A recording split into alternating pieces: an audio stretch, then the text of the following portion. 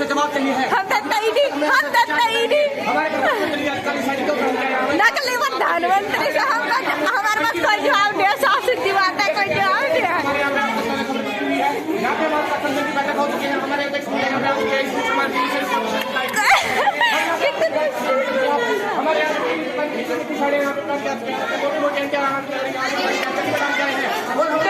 इतनी स्पीड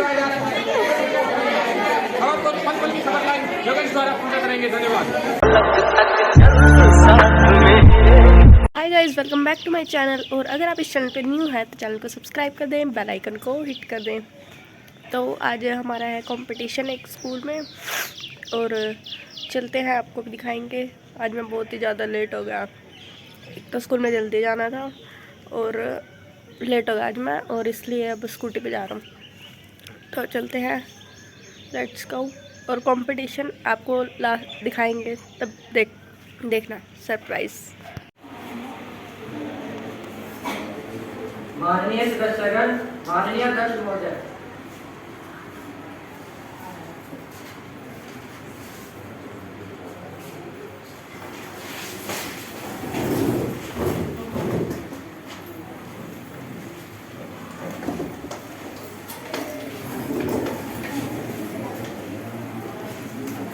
आप सभी का युवा सांसद में हार्दिक अभिनंदन है।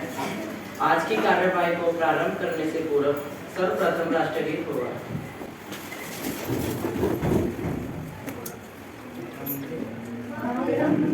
वंदे मातरम, सुजलाम सुफलाम मलयज शीतलाम सस्य श्यामलाम मातरम। वंदे मातरम, सुजलोचना पुलकितयामिनी शोभिनी सुहासिनी सुमधुर भाषिणी सुपीतांबरितां मातरम। वंदे मातरम, वंदे मातरम। मंगल भावना के साथ आज की कार्यवाही को प्रारंभ किया जाएगा। मंगल मंगल होए जगत में सब मंगलमय होए, हर इस धरती का हर प्राणी मन मंगलमय होए। कहीं क्लेश का नाम रहे ना, दुख कहीं ना होए, मन में चिंता भय न सतावे, रोग शोक ना होए। मैत्री प्रेम का भाव रहे, नित मन मंगल होए। इसी मंगल भावना के साथ सदन की कार्यवाही को प्रारंभ किया जाता है। अब सर्वप्रथम शपथ ग्रहण होगा। मुख्य सचिव जी नए सदस्यों को शपथ ग्रहण करवाएं। सुश्री स्नेहा कुमारी जौनपुर संसदीय क्षेत्र से नवनिर्वाचित सांसद के रूप में शपथ ग्रहण करेंगी।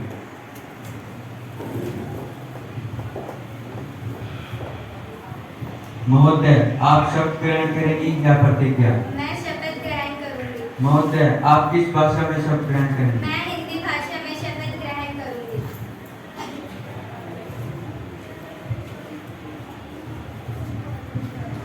मैं स्नेहा जौनपुर संसदीय क्षेत्र से युवा सांसद की सदस्य निर्वाचित हुई हूँ। ईश्वर की शपथ लेती हूँ कि मैं विधि द्वारा स्थापित संविधान के प्रति श्रद्धा रखूंगी, देश की प्रभुसत्ता और एकता को बनाए रखूंगी। जिस प्रभुसत्ता और एकता को जिस पद को मैं ग्रहण करने वाली हूँ, उसके कर्तव्यों का श्रद्धापूर्वक निर्वहन करूंगी। धन्यवाद।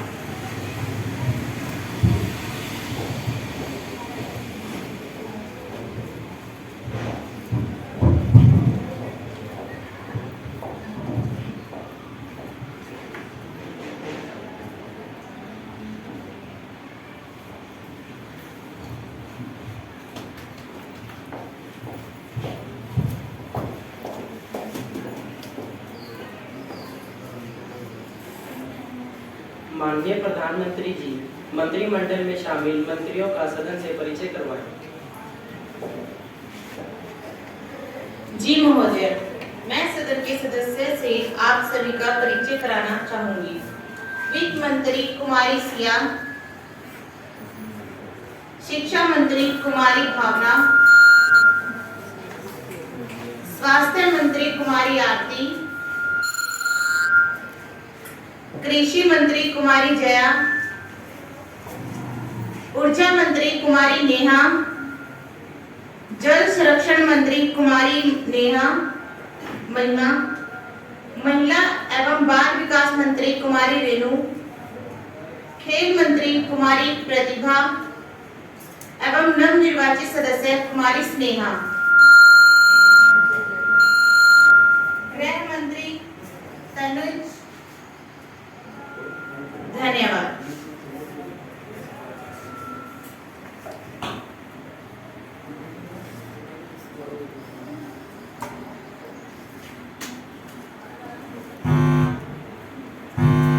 निष्ठावान नेता थे, बल्कि एक जिम्मेदार सांसद, समाज सेवक, सुधारक भी थे। इसके अलावा वे एक अच्छे शिक्षाविद थे। उनके द्वारा नशा उन्मूलन, ग्रामीण क्षेत्र में स्वरोजगार के लिए किया गया कार्य उल्लेखनीय है। उनकी आकस्मिक मृत्यु से मैं बहुत विचलित महसूस कर रही हूँ। माननीय महोदय, मैं शोक संतप्त परिवार को अपनी संवेदनाएं प्रेषित करने में स्वयं को और अपने दल को संयोजित करना चाहती हूँ।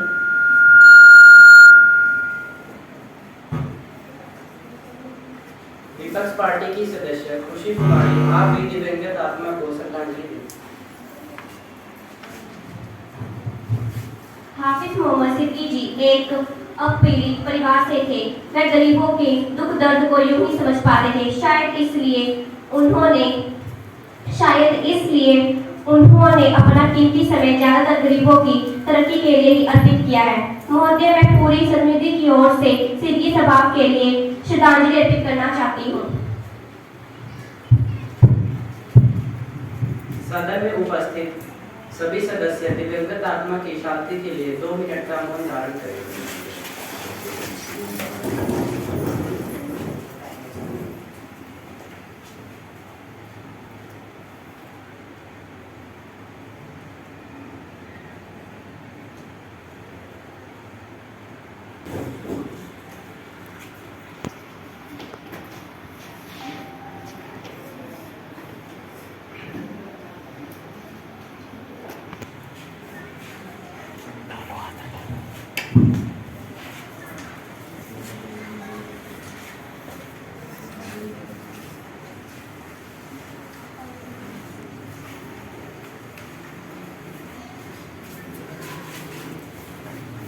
यह सच है कि विदेश के मंत्रालय में ऊर्जा सुरक्षा विभाग को बंद कर दिया गया है?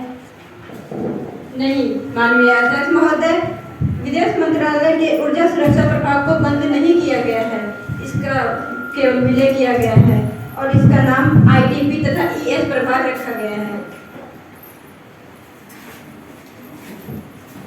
क्या ऊर्जा क्षेत्र को राष्ट्र के लिए एक महत्वपूर्ण और बढ़ती हुई चिंता के रूप में माना जाता है, और यदि नहीं तो इसके क्या कारण हैं?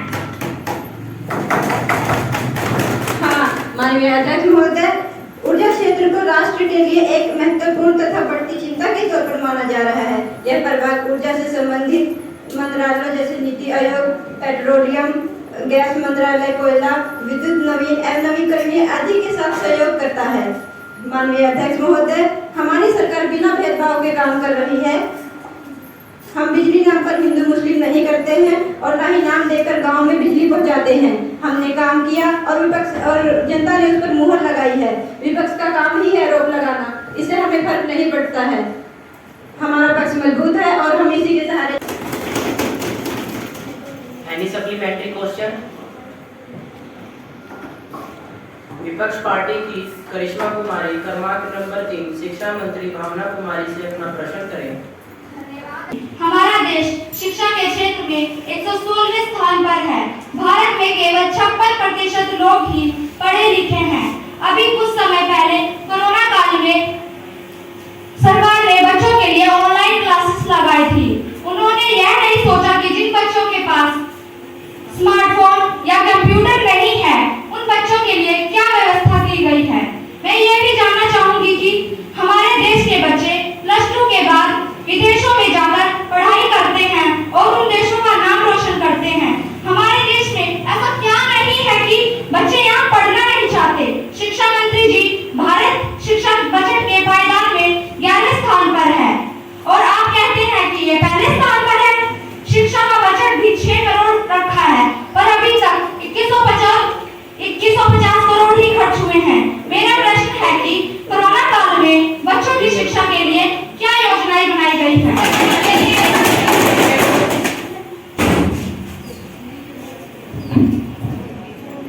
चाहते हैं कि दरअसल ये तो हम सभी जानते हैं कि शिक्षा में हमारा देश कितनी उन्नति पा रहा है, कितनी ऊंचाइयां हासिल कर चुका है। हमारी सरकार नई राष्ट्रीय नीति लेकर आई है, जिसे 29 जुलाई 2020 को उपवर्षों के अंतराल के बाद लाया गया है। यह पॉलिसी तीसरी सदी के बच्चों के लिए बहुत ही लाभदायक है। इसे बनाया है, इसके लिए प्रधानमंत्री जी को मैं बहुत बहुत आभार प्रकट करती हूँ। मैं उनको बहुत बहुत धन्यवाद करती हूँ। राष्ट्रीय शिक्षा नीति में ऑनलाइन शिक्षा को प्राथमिकता तथा प्रोत्साहन दोनों दिए गए हैं और इसके परिणाम भी नजर आ रहे हैं। पीएमबी विद्या कार्यक्रम के अंतर्गत बच्चों का पढ़ना लिखना जारी रहा। लॉकडाउन में सभी लोग घरों में बंद रहे। महोदय, लॉकडाउन में सभी लोग घरों में बंद रहे, तभी भी हमारे बच्चों की शिक्षा जारी रही। इसके अतिरिक्त हमारे टीचर्स को ट्रेनिंग मिली। उन्होंने वीडियो व गूगल फॉर्म के माध्यम से बच्चों के टेस्ट करवाकर उनकी परीक्षाएं ली, क्योंकि पढ़ेगा इंडिया तभी तो बढ़ेगा इंडिया। ये सफर अभी रुका नहीं है। आने वाली छुट्टियों में बच्चों को टैबलेट दिए जा रहे हैं ताकि वो अपनी शिक्षा जारी ऑनलाइन क्लास लगाकर अपनी शिक्षा जारी रख सके। प्रधानमंत्री जी ने वन नेशन वन प्लेटफॉर्म में दीक्षा को बनाया, जिस पर पाठ्यक्रम से संबंधित 85,00,000 से ज्यादा ई-कॉन्टेक्ट 32 भाषाओं में उपलब्ध कराए। महामारी के दौरान भी जेईई तथा नीट की परीक्षाएं ऑनलाइन करवाई ताकि उनका सत्र न खराब हो। कॉलेज के लिए भी ऑनलाइन प्लेटफॉर्म बनाया, इसमें 814 डिप्लोमा व डिग्री उपलब्ध है, जिससे 19 लाख लोगों ने पंजीकरण करवाया। प्राथमिक शिक्षा के क्षेत्र को 2025 तक के लक्ष्य निर्धारित कर दिए गए हैं। हम जानते हैं कि शिक्षा एक देश की मजबूत कड़ी है और हम इस कड़ी स्तर को कभी गिरने नहीं देंगे। इसमें बच्चों को हमारी नई शिक्षा नीति में हमारी सरकार नई शिक्षा नीति लागू करने जा रही है। 5+3+4 को लागू किया जा रहा है। इसमें बच्चों को 6th क्लास से ही कोडिंग, डेटा साइंस तथा हैंडीक्राफ्ट के कोर्सेज में शामिल है। जहां तक आंकड़ों की बात है, देश के 1000 विश्वविद्यालय, 45,000 कॉलेजेस, 15 लाख से ज्यादा स्कूल में 1,09,00,000 शिक्षक और जितनी अमेरिका की आबादी नहीं है, इससे ज्यादा 33 करोड़ विद्यार्थियों को हमारी योजना समझ बनाएगी। आशा करती हूँ विपक्ष को मेरी बात समझ आई होगी। Any supplementary question? विपक्ष पार्टी की कोमल कुमारी क्रमांक नंबर 2 वित्त मंत्री सिया कुमारी से अपना प्रश्न करेंगे। अध्यक्ष महोदय जी, मैं आपके माध्यम से माननीय वित्त मंत्री से यह प्रश्न पूछना चाहती हूँ कि महंगाई बढ़ने का क्या कारण है? क्या इस अचानक आई हुई महंगाई के आंधी को नहीं रोका जा सकता? क्या इसी प्रकार एक आम आदमी आत्महत्या का उतारू होता रहेगा? क्या इसी प्रकार हमारा देश एक गड्ढे में जाता रहेगा? माननीय अध्यक्ष महोदय जी, हजारों योजनाएं बनाई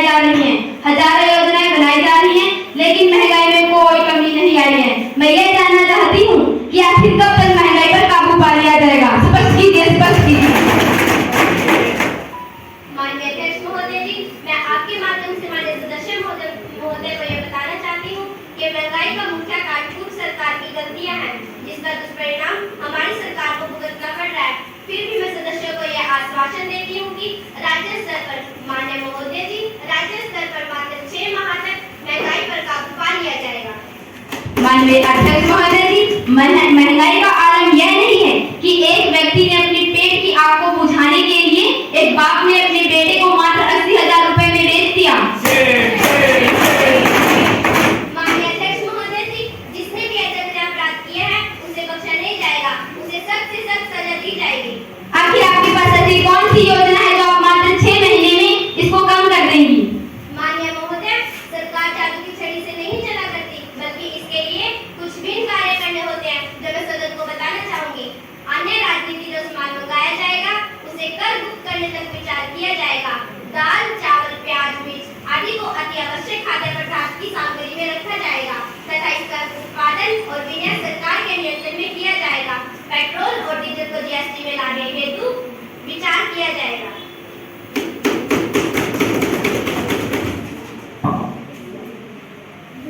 क्वेश्चन।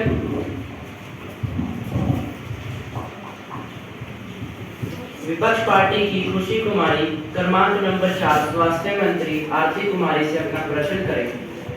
माननीय अध्यक्ष महोदय जी, मैं आपके पद के आभार प्रकट करती हूँ। मैं सत्ता पक्ष से पूछना चाहती हूँ कि पिछले 2 वर्ष से चिकित्सा की लापरवाही के कई मामले दर्ज किए गए हैं।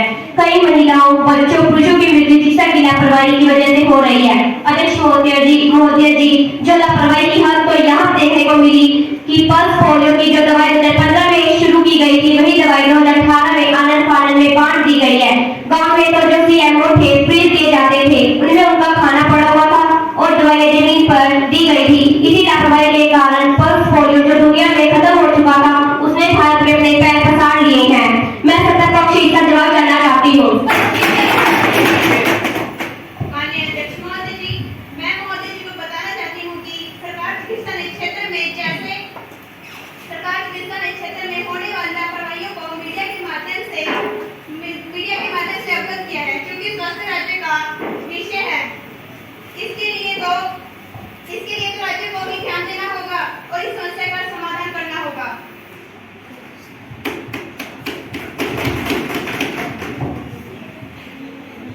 Any supplementary question?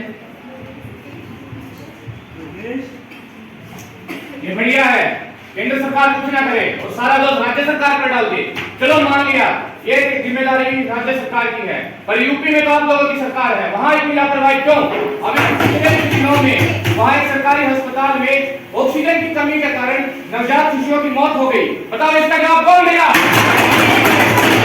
हमें इस लापरवाही की खबर मीडिया के माध्यम से मिली है, इसके हमें अस्पतालों के लाइसेंस रद्द कर दिए गए। यहाँ पहले अस्पताल की कमी है, तुमने 4 और बंद कर दिए। हम देश भर में 1.5 साल से हेल्थ एंड वेलनेस सेंटर खोलेंगे, जहां मुफ्त दवाइयां मिलेंगी।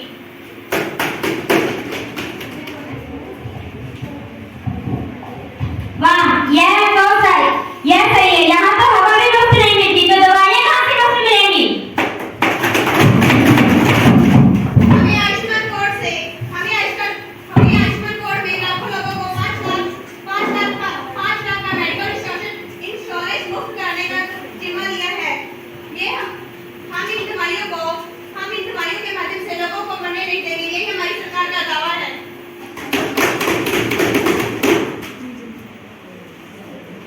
Any supplementary question? विपक्ष पार्टी की शीतल कुमारी क्रमांक नंबर 7 जल संरक्षण मंत्री महिमा कुमारी से अपना प्रश्न करें। धन्यवाद महोदय जी। मैं आपके माध्यम से जल मंत्री से प्रश्न पूछना चाहती हूँ कि जैसा कि हम जानते हैं, साफ सुथरा पानी समाज, अर्थव्यवस्था और देश के लिए बहुत जरूरी है। 2018 की नीति आयोग में यह सामने आया है कि हमारे देश की आधी जनसंख्या जल के संकट से जूझ रही है। तो आज पानी की जितनी आवश्यकता है 2030 में 2 गुनी, 2050 में 4 गुनी हो जाएगी। साफ पेयजल मिलने के कारण भारत में करीब 2 लाख लोगों की मौत हो रही है। आने वाले भविष्य में सरकार क्या कर रही है, मैं जानना चाहती हूँ। हर घर नल योजना लागू करने के बाद भी यह देखा जा रहा है कि सरकार कुछ ही घरों में जल का समाधान कर पाई है, लेकिन लोग अब भी बूंद बूंद के लिए तरस रहे हैं। मैं जानना चाहती हूँ आप सरकार क्या कर रही है। माननीय अध्यक्ष महोदय जी, मैं आपके माध्यम से माननीय अध्यक्ष महोदय को बताना चाहती हूँ वास्तव में पानी की एक एक बूंद कीमती है। क्या पानी का मोल बता रहे हैं? आपने यह जरूरी नहीं समझा कि पानी का मोल क्या होता है। शायद आप समझ लेते ना, आज ये नौबत ना आती। तो अब ये हमने योजना को पूरा करने के लिए बजट में कोई कमी नहीं है। सबको हर एक पार्लियामेंट में हर एक सरकार ने वादा तो हर कोई करते हैं कि हम जल संरक्षण करेंगे, लेकिन इसको पूरा कोई नहीं करता है। सिर्फ दोष निकालने से समस्या का समाधान नहीं होता है, उसको पूरा भी करना चाहिए। हमारे प्रधानमंत्री जी ने अपनी योजना को पूरा करने के लिए जल शक्ति मंत्रालय गठन से निर्णय लेने में तेजी किया और साफ शुद्ध जल को नल द्वारा पहुँचाने में हमें नहीं दिख रहा। आपने कहा कि आप हर बार झूठे वादे करते हैं, आखिर कब तक चलेगा? कब तक जनसंख्या ऐसी पानी की एक एक बूंद के लिए तरसती रहेगी? ये सामने दिखाई दे रहा है कि पानी की सप्लाई के लिए गाँवों में अभियान चले हुए हैं। और हमारे प्रमुख प्रधानमंत्री जी ने इस समस्या के समाधान को निकालने के लिए काफी प्रयास किए हैं। सिर्फ दोष निकालने सिर्फ समस्या का समाधान नहीं होता, इसको पूरा करने के लिए मेहनत की भी आवश्यकता होती है। कांग्रेस ऐसा नारा नहीं लगाती है कि चुनाव आए तो नारा लगा दिया और इंप्लीमेंट हुआ तो अगले चुनाव में फिर वही नारा लगा दिया गया। हमारे प्रमुख प्रधानमंत्री ने योजना बनाई और उसमें उसको बलीभूत करने के लिए बजट भी दे रहे हैं। इस बजट में आपने देखा होगा कि इसमें कोई भी कहीं भी समस्या नहीं है। गंगा के जल में स्नान भी करते हैं और उसका आगमन भी करते हैं। वो सिर्फ इसलिए है क्योंकि आज साफ सुथरा जल जो बह रहा है वो सिर्फ गंगा में है। स्वच्छ भारत मिशन के तहत आज यह कार्य फिर स्वच्छ भारत मिशन के लिए पूरे विश्व में एक नए नजरिए से देखा जा रहा है। हमारे भारत यह वाकई बढ़ते हुए भारत की तस्वीर है। धन्यवाद।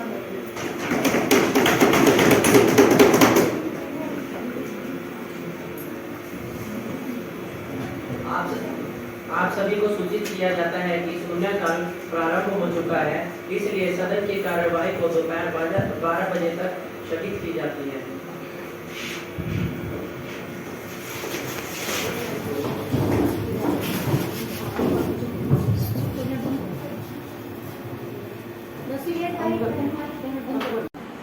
जो इसके पक्ष में है वो आ गए, जो इसके विपक्ष में है वो ना गए। हाँ का बोल है, हाँ का बोल है, हाँ का बोल है। हाँ की जीत हुई तथा विधेयक को लोकसभा में पास किया जाता है। अब इस प्रस्ताव को राज्यपाल से भेजा जाएगा।